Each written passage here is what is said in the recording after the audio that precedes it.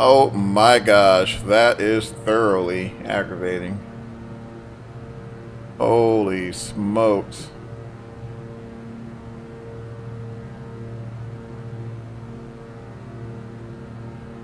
I don't know what has gotten into my streaming software, but it's literally doing whatever the heck it wants to do.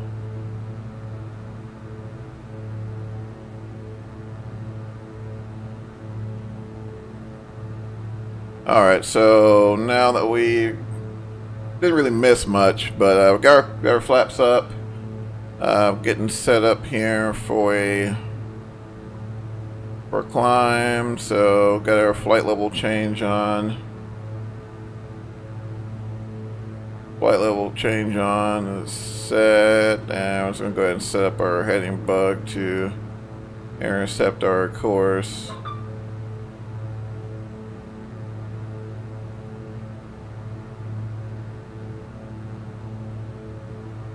There we go.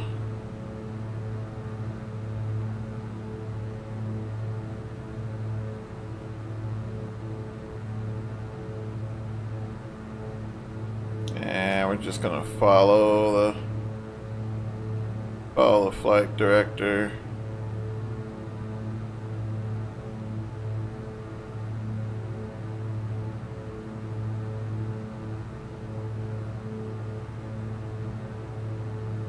Right now we're set up for about a 100 knot climb, 101 knots, and getting about 1,200 foot per minute, which is not bad.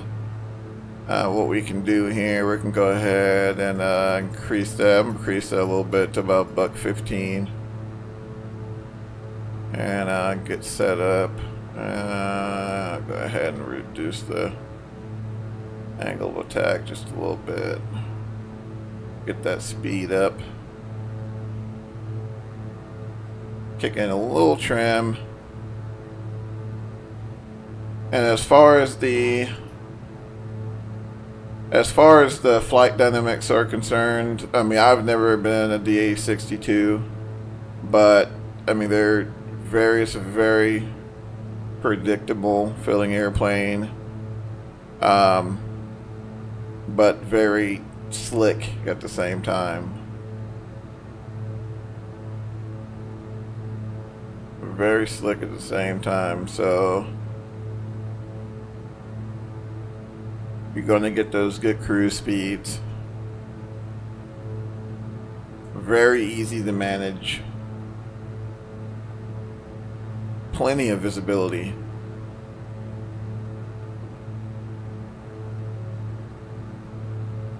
So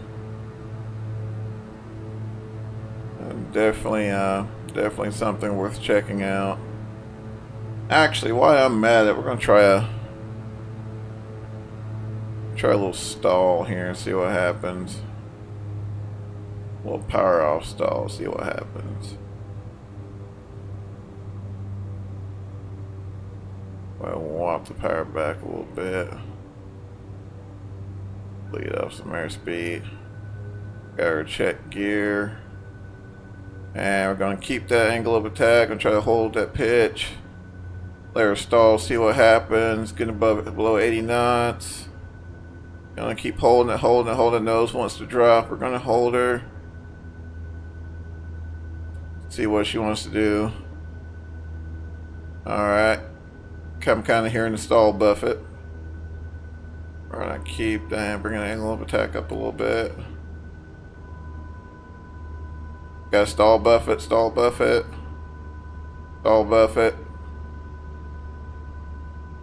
We're gonna hold her. There, she dropped right there. Gonna lower that nose.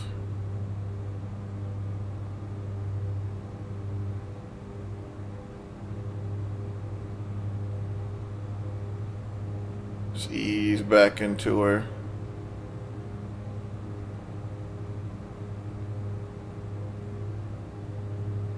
So you do get quite a few audible enunciations. It's not just a squealy stall Whoops. The screaming stall warning that we're all familiar with in general aviation. It's a nice little touch. We'll go ahead and walk that engine load up to about 90%. And we'll creep on up to 12 grand. So yeah, in case you guys missed my stream this morning, we did the TBM 900 and the Hot Starts TBM on X-Plane, and you know, jumping in this, it's literally a night and day difference. Of course, you know, we're talking two totally different airplanes, but you know, it seems that the TBM with its higher performance, you know, your horizontal climb out seems as if you're a little more busy. A little busier, that is. Let's see. Kind of get that to line out. Let's see. I don't think these screens really zoom out at all.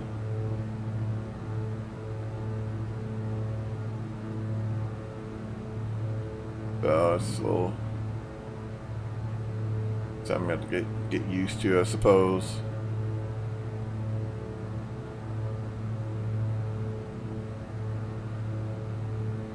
But I mean, as I said, flights are great. You know, I'm making very small inputs on the controls and super responsive.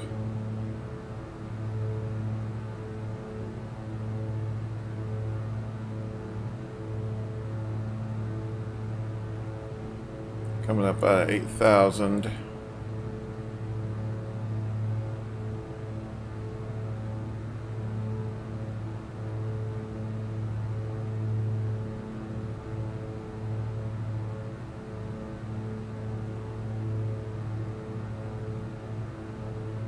$9,000 right there.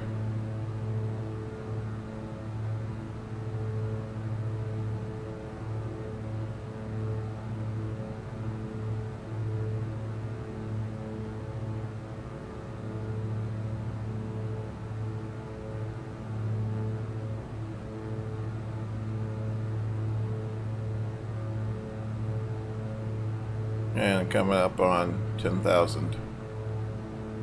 Oh, but you know, just reading what you know a lot of people were thinking on this airplane, and you know, you get a lot of people making a lot of individuals making comparisons between Coronado and this, and I don't know. I mean, it's just really difficult to do that for me, at least. I mean, systems wise. I mean, just, I don't know. I mean, I know Coronado has, I believe they have the G1000. I mean, not the, of course they have the G1000, but the synthetic vision implemented in their G1000 suite, which is great. I mean, not taking not taking anything away from that at all. It's just, you know, just lacks, I don't know, just doesn't really seem complete. Of course, some, you know, those who have, you know, have owned Coronado products are well aware of, you know, sometimes their shortcomings, and I'm just going to kind of leave it at that. But I don't know, I mean, this thing is just awesome. Coming up on 12,000 feet, and let's go ahead and turn on that oxygen. Did I turn it on already? I think it's on. Okay, it's on. And coming up on 12 grand.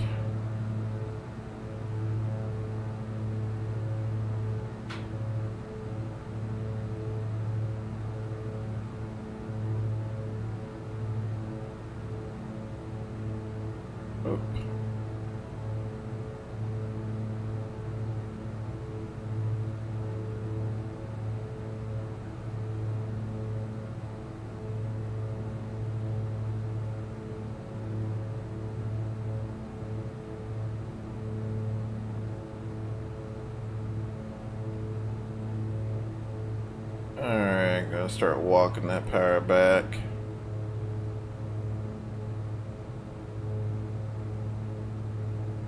You're trimmed out.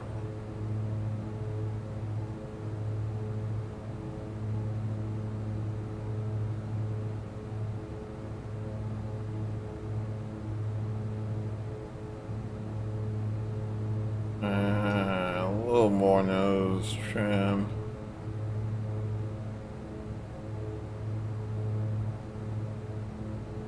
Alright.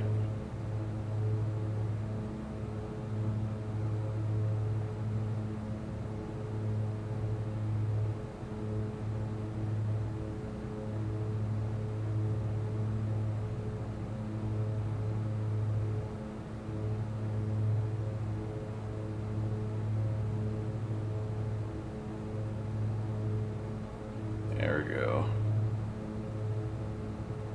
Just get under it a little bit.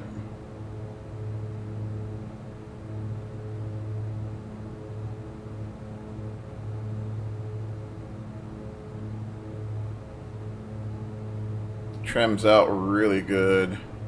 Right now we're about 12,000 there. I'm gonna go ahead and flick on the old autopilot, and there she goes. Of course, make sure our oxygen is pulled, and you can also see here, see our pressure dropping off as well. And I believe let's just try for sake of argument. So the oxygen is off. Now let's see what happens.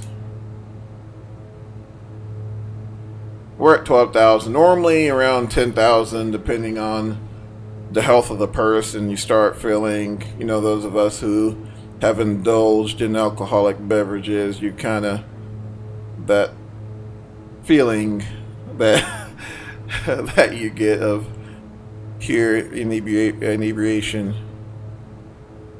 That is one of the signs of hypoxia.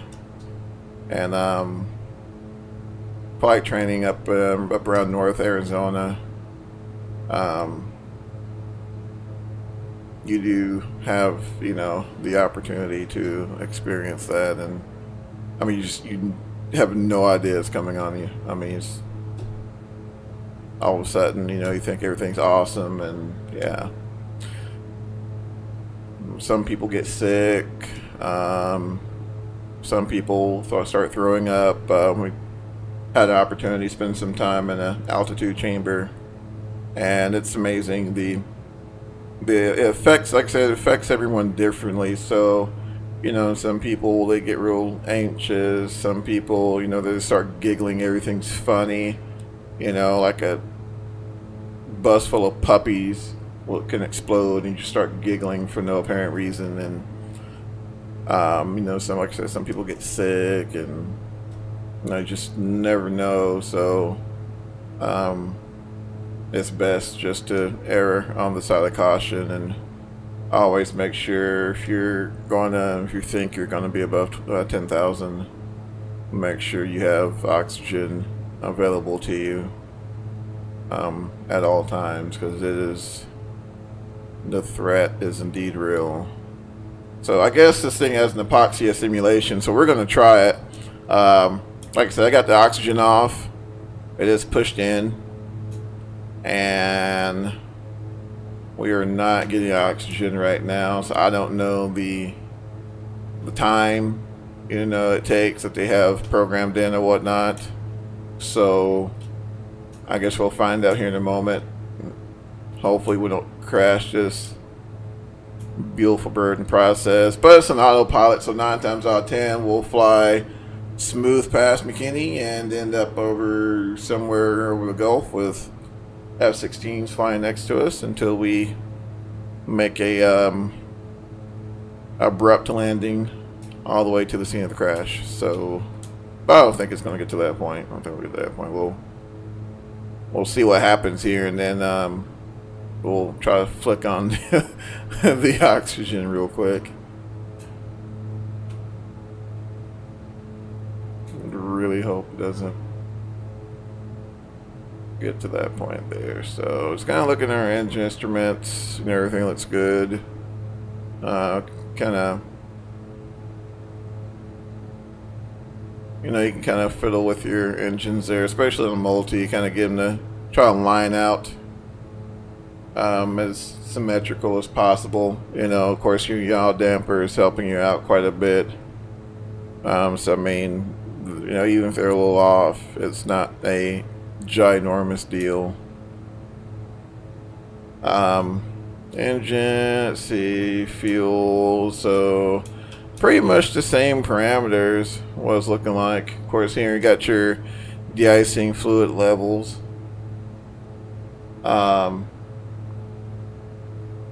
Total time in service 2.3 hours, pretty cool.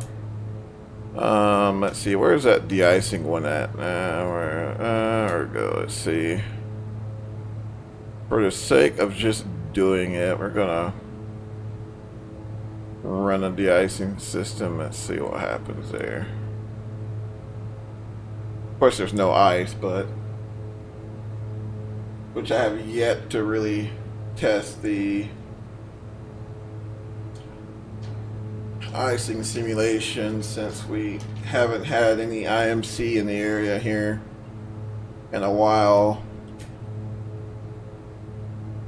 I think next week that's going to change.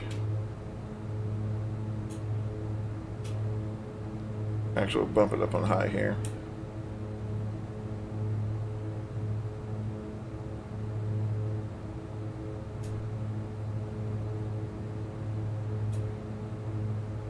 And of course, the TKS system is there's little small nozzles there that secrete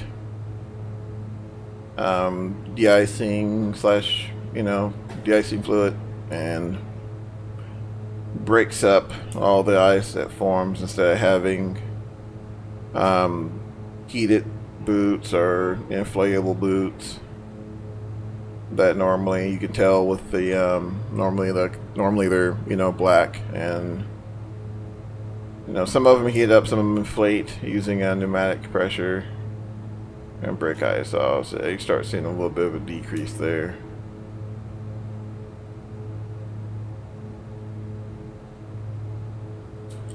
And fluid levels, which, like I said, from what I've read, it is simulated, so you can pick up ice in this thing. Alright, hitting that waypoint there, so we're making our turn to the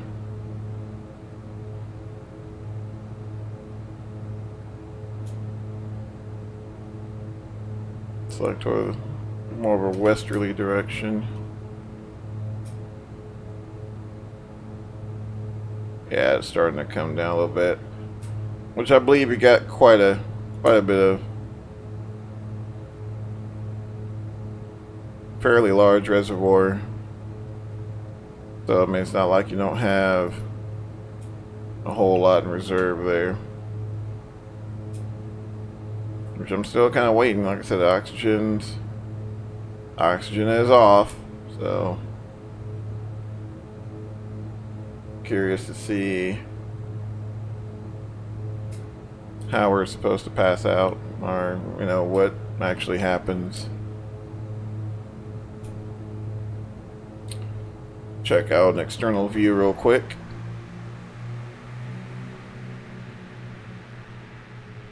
Yeah, very nice looking airplane.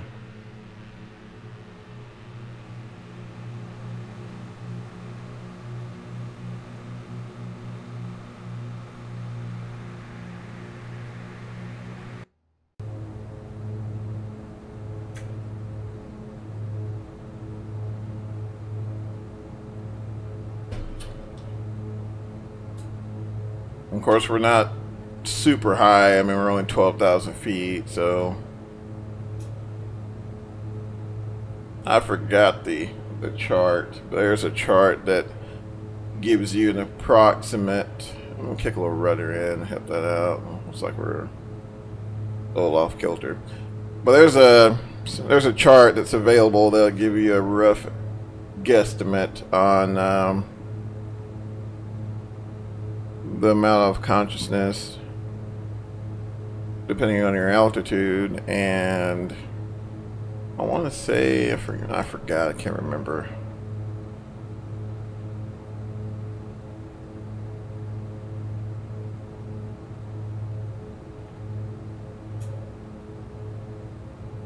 I cannot remember. Search for ground speed. Ground speed 171. Oh yeah, that's right. I think we're fighting a little bit of a headwind as well. And oh yeah, my ground speed's up here as well. There you go.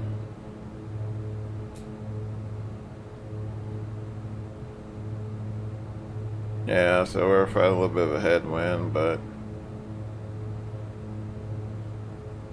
flight still shouldn't be that terribly long. But yeah, I mean, for $40, like I said the other night, was it last night? I think it was last night, I don't remember. For $40, I mean, hands down, it's definitely worth snagging if, you know, if this is your thing. And let's see, really, like, as far as general aviation, that's really all that's going on. I think it's pretty much going to be, and we're going to finish out the year pretty strong with this, between that and explain with the 900, those of you who have it. So I think it'll be good as far as general aviation is concerned.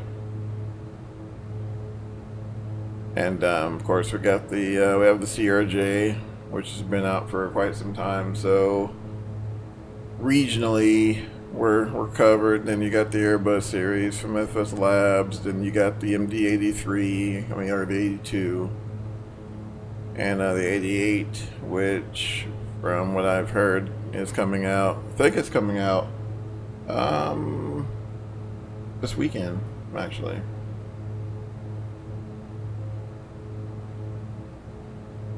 So, like I said, it's looking pretty good.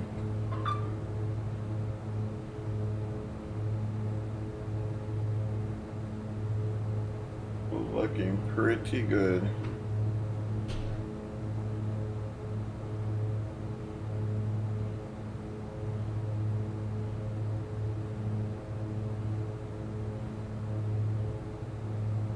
Double check my FS Labs and make sure that it doesn't misbehave again. That was so frustrating. Let's see here. Yep. Oh, that's good. That's good. Okay. Well, yeah, okay. Yeah. Just want to be sure. Alright, so let's see here.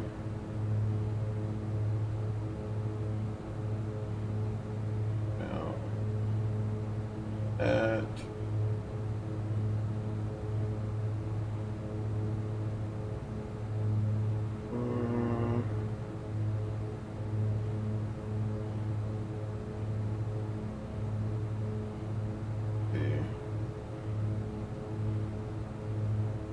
Doing a little homework here, so bear with me. What was it?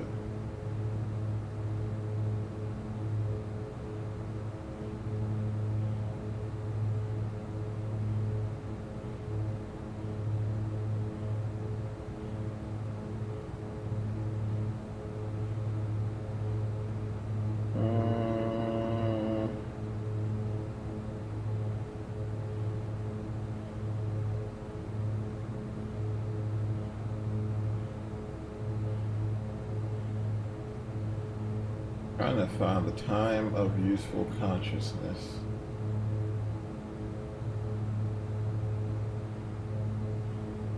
Okay, here's something here.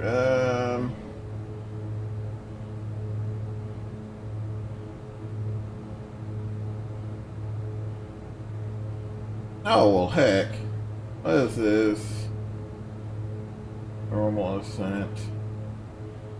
20 to 30 minutes.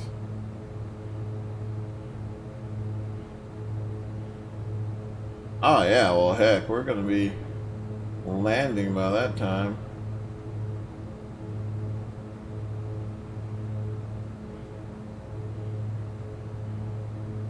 Ah, well, never mind then.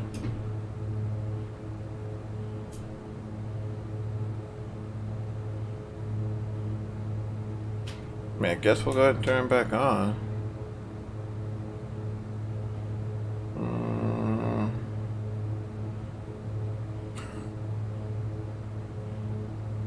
Oh, excuse me.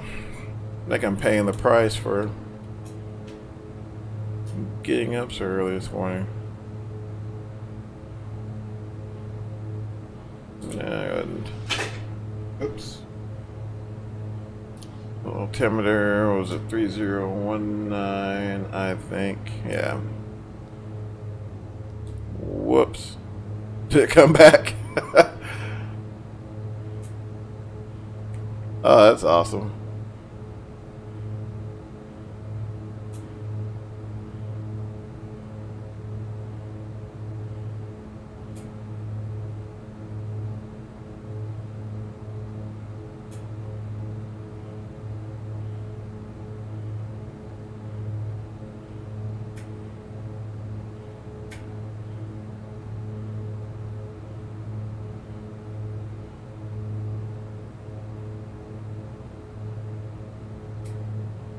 A little misclick could have been deadly.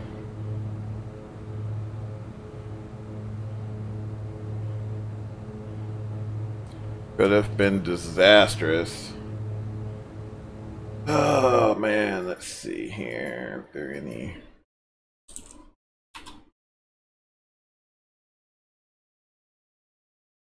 Any sales. Oh, and I'm sure those of you who have been trolling the forums, as I have, I know there's going to be some sales coming out at the end of the year. I know we just had a big sale around for Black Friday, so Orbix normally has quite a few sales this time of the year, so if you're looking for a global or anything like that, now would probably be a good time to pick it up if you haven't.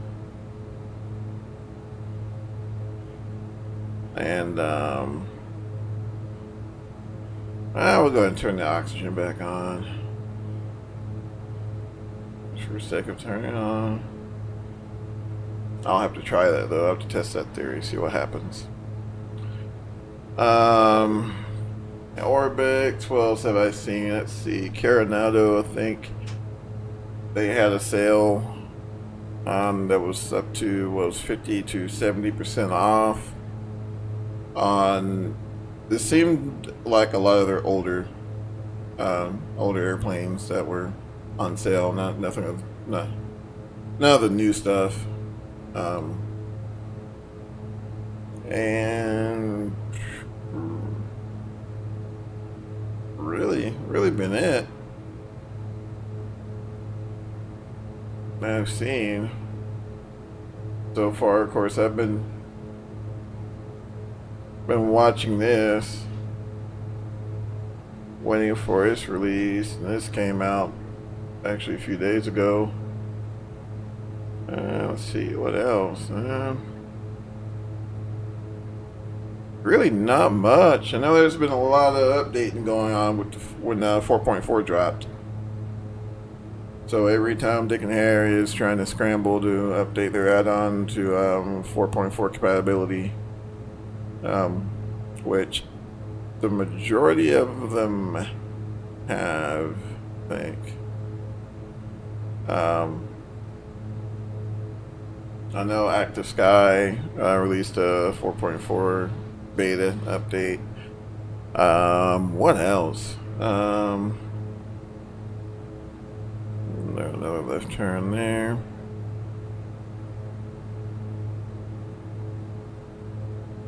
It's actually pretty stable today. I figure let me kick a little rudder. The yaw damper is fairly good in this airplane, but not. Honestly, I don't think I've ever really seen a general aviation plane to just, you know, you're just going to be rock solid. It's going to be a little uncoordinated, especially if you don't help it out a little bit with some rudder. Man, what else? There was something else that was on sale and I can't think of it now.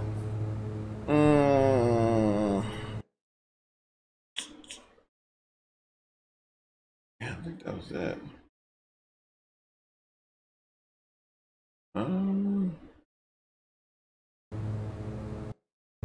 Oh, yeah. Quality Wings. Not those of you who aren't familiar, Quality Wings is the developer behind the 757, 787, and the Avro RJ and the BAE-146 from back in the day, like FSX and FX9. They actually just released an update that makes it P3D compatible. So, and on the cheap, I think it's on like $20. Or the, correct me if I'm wrong, I believe it's $20. I think that's how much paid. But oh dear, I am paying the price. But yeah, it's it's just as good as it did. You know, it was. I mean, they really did nothing else from what I've read except make it to get it to a point where it was at least usable in P3D. So perhaps maybe down the line they'll toss in a few more bells and whistles. What's the air temp?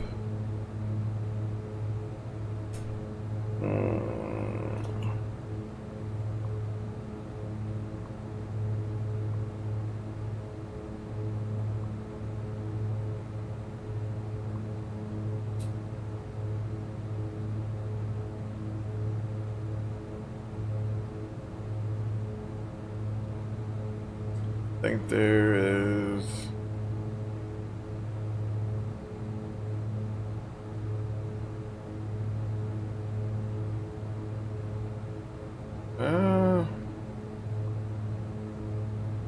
Fuel, no, air. Endurance, range, allows 215. Oh, OAT, 3 degrees Celsius.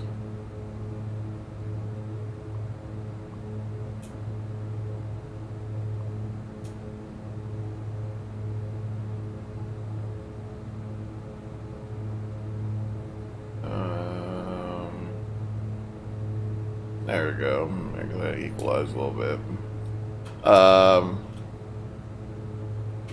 But yeah, I think, what was it? There was something else. No, that was pretty much it. I mean, it's really, like I said, as far as add-ons go, it's been pretty quiet on the commercial side. FS Labs just dropped their update for 4.4, or at least to get it to work in 4.4. I think they got some other little bells and whistles coming down the pipeline soon, but kind of remains to be seen. Of course, they do tend to take their time. I guess it's just a huge deal. Alright, let's see, let's go ahead and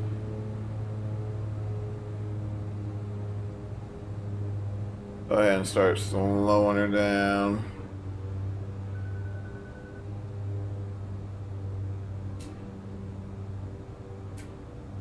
Like I said, no manifold pressure or anything. Everything's measured in the load, which this simplifies things. Not gonna lie. Makes it a lot much easier to understand.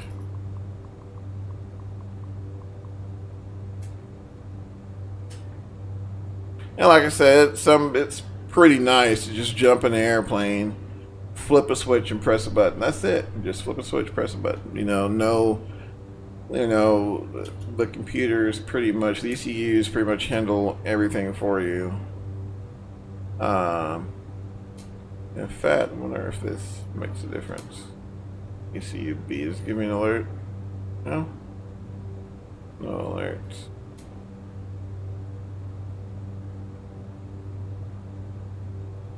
Which makes life so much simpler.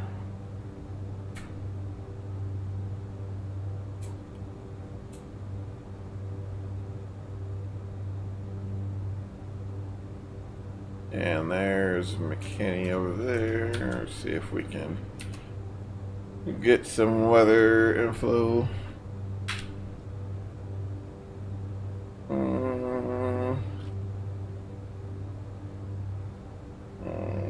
No.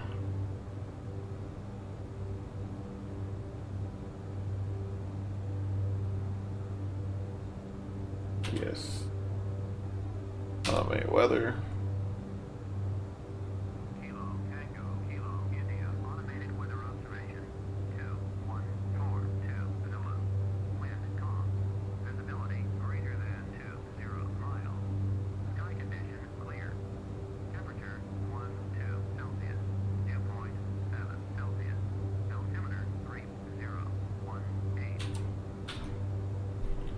A typical high pressure day. No wind.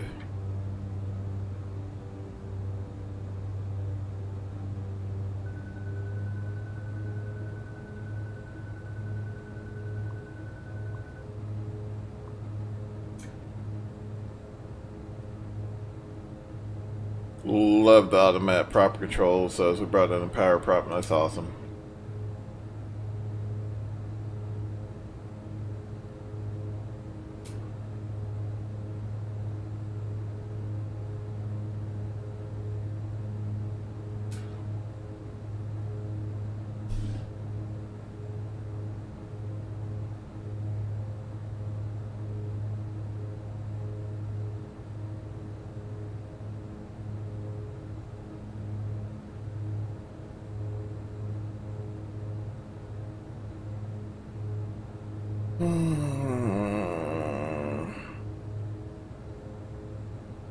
Of course, got the good old CWS mode there.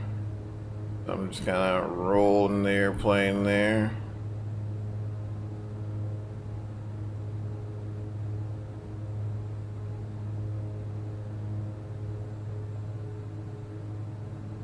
She politely rolls back. Press the CWS button. Roll the airplane there.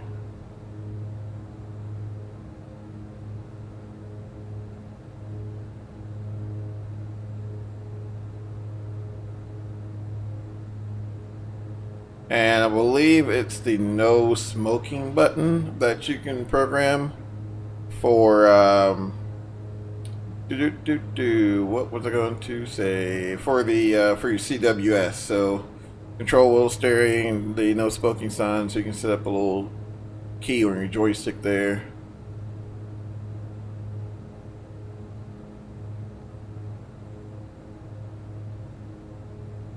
And actually, I think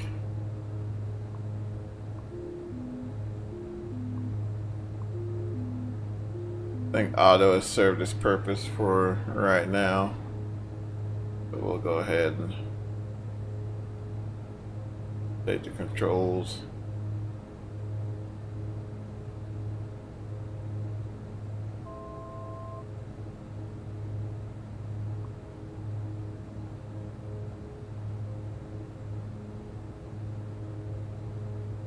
And we'll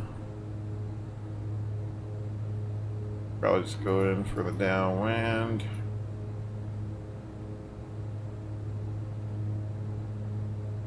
And probably just come in on 3.6.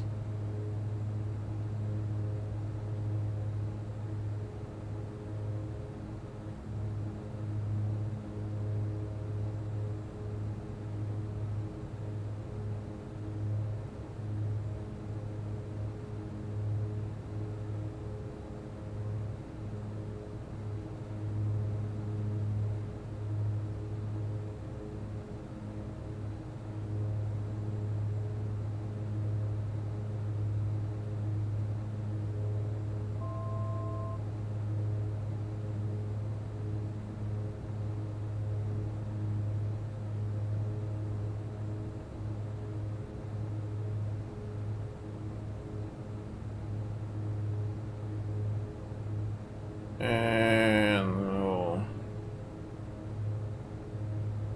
align her out there.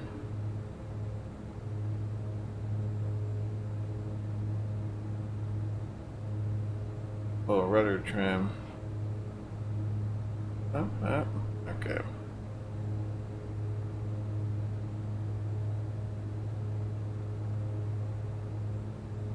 And good old Louisville Lake to her south.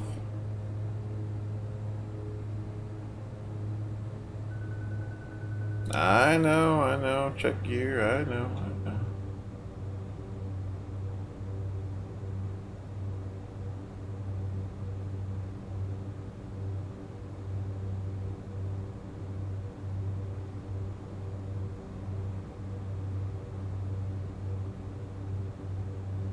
And I guess we'll go ahead and start a base leg.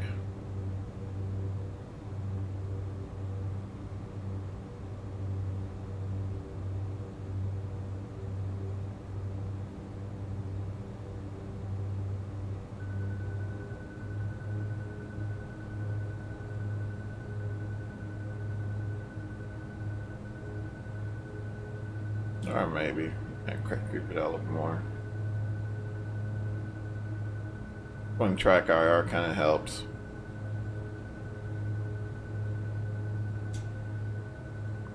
Yeah, let's clear that for right now.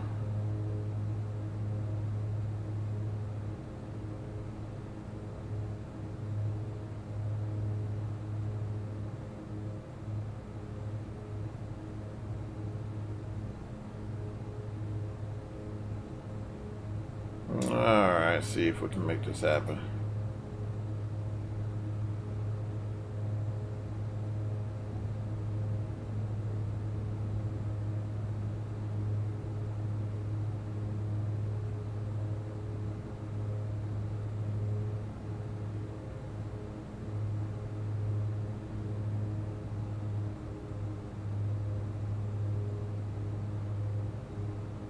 Landing lights on, position lights on.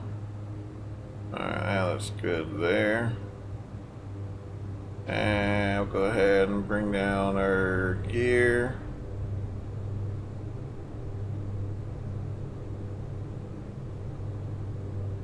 A little old nose up trim.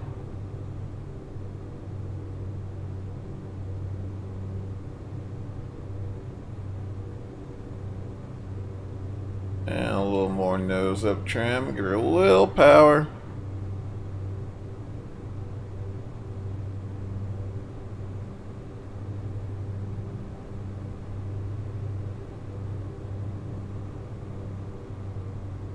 And we'll put that final notch of flaps in.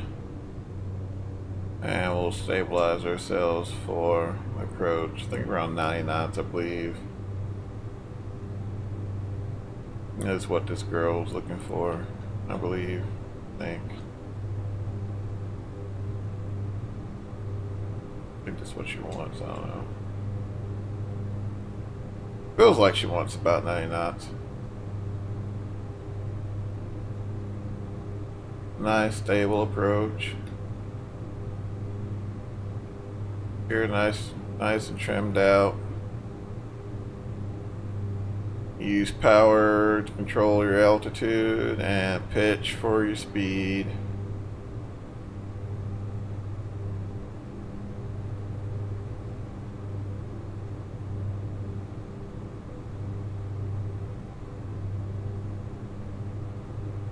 And I'm gonna got a nice line out there, about 450, 500 foot per minute, about 9 knots on the approach. Drop a little altitude, so I'm gonna bring the power back just a little bit. Got 500 foot right there.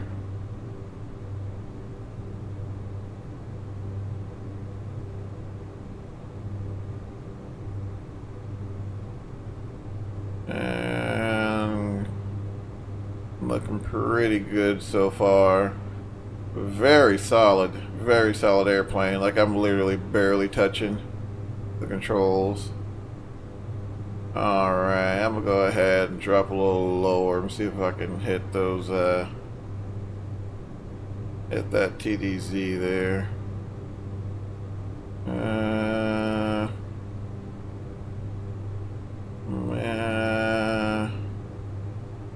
I'll line out there. Alright, we're gonna go ahead and walk that power back. And walk her back. I'm gonna overshoot, but we'll go ahead and put her down just like that. And a little back pressure on the stick, help us slow down. And we're on the brakes right there.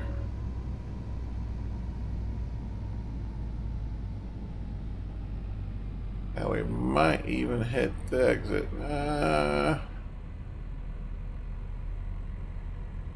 Alright, I'll take that. I'll take that.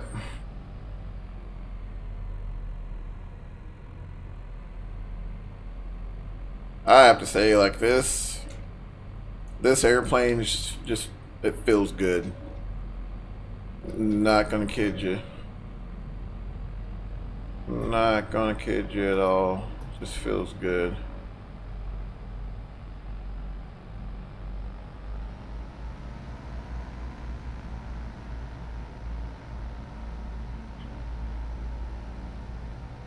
Flaps up there.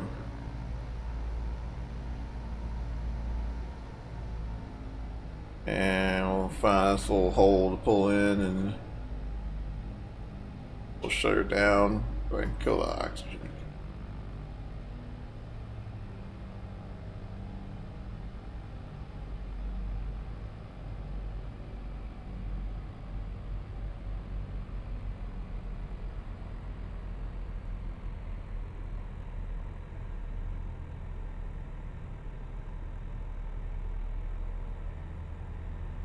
Alrighty, and we'll go ahead and park her right there.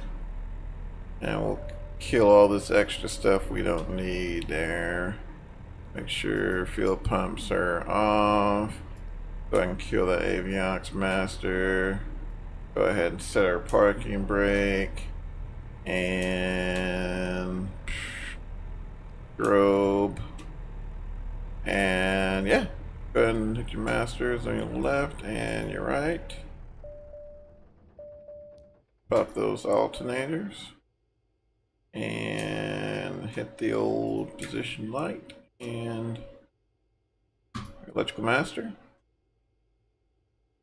And that's all, folks. That's it. Man, it was an awesome flight. Really, really good flight. Gorgeous airplane. Hopefully you can find some IMC in the next couple of days and test out the anti-ice system. I'm really curious to see how they were able to model the TKS anti-ice. See if it does indeed work. But I mean, just a phenomenal model. Just God help whoever sits in that third row. That is, I imagine it's about the same rooms like an SUV. The third row and the SUV is never roomy, so. But man, there you guys have it. Check it out, Vertex Simulations.